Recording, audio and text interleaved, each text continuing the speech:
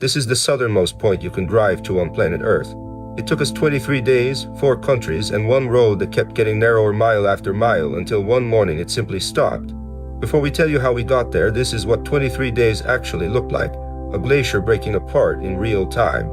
Wind strong enough to knock you sideways.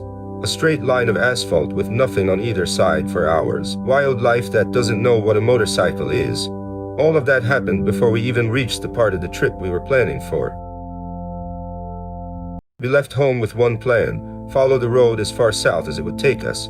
No fixed return date, no fixed route past the first week, just Argentina opening up in front of the bike, kilometer after kilometer of flat, empty land. People warned us the middle stretch would be boring. They were half right.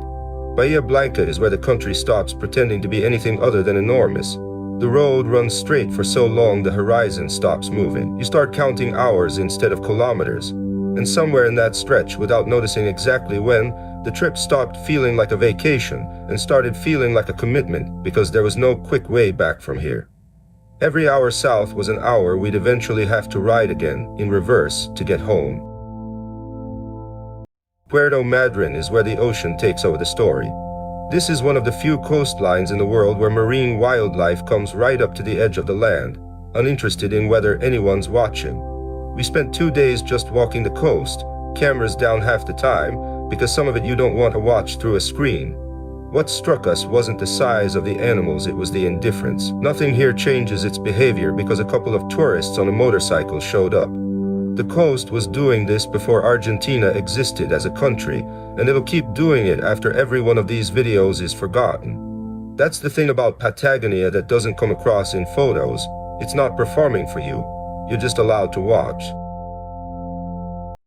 Between Comodoro, Rivadavia, and Caleta, Olivia, is where the trip stopped being scenic and started being physical. This part of Patagonia is famous locally for wind that doesn't gust, it just doesn't stop. And on 2 wheels, that's not scenery. It's a constant fight to stay in your lane. You ride leaned over at an angle that has nothing to do with the curve of the road. Stopping for gas meant holding the bike with both hands so it wouldn't get pushed over standing still. Setting up camp one night took 3 times longer than it should have, and we still lost a tent stake we never found again. This is the stretch we don't romanticize. It's flat, it's gray, the towns are small and functional, and by day 4 of it our arms were tired in a way that had nothing to do with excitement. We're showing you this part on purpose because every video about this trip skips it, and skipping it is exactly why the road to the end of the world sounds more glamorous than it actually is. Rio Gallegos is the last real city before the road starts feeling like an afterthought. From there, Ushuaia isn't just far, it's on an island, across the Strait of Magellan at the very bottom of a continent that most maps just end. When the sign finally appeared, Fin del Mundo, the end of the world we'd been riding with brakes for 19 days. It's a small, ordinary-looking sign on the side of a road, and somehow that made it hit harder than if it had been a monument. This is the southernmost city on the planet you can reach without a boat or a plane. The Beagle Channel sits right at the edge of town, gray and enormous, with mountains still holding snow in the middle of summer. We stood there for a long time not saying much. Not because there was nothing to say, because everything we could have said felt smaller than the place. On the way back north, we stopped at Perito Moreno, one of the only glaciers in the world that's actually still advancing instead of retreating. You hear it before you see it move. A sound like distant thunder, and then a slab of ice, the size of a building, drops into the lake. It happens constantly, all day, without warning, and there's no way to predict exactly when.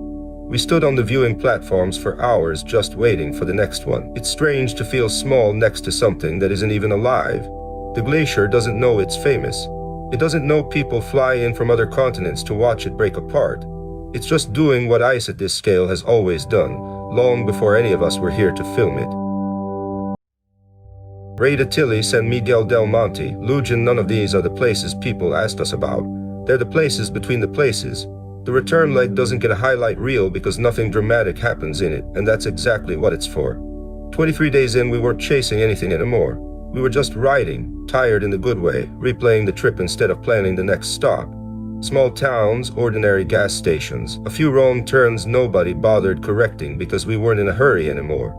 If the way south taught us how far we could push, the way back taught us how to actually be somewhere without needing it to be extraordinary.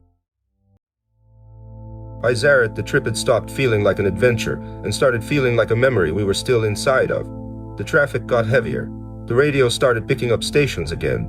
Every kilometer closer to home made the last 3 weeks feel further away, faster than we expected. We didn't talk much on this last stretch.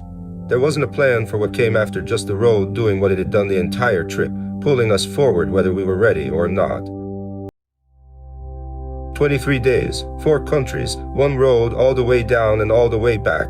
We rode until Argentina ran our road to give us, and the end of the world was still there, waiting exactly where the map said it would be. We didn't come back the same people who left. Some of that you can put into words, most of it you can't. That's the part we're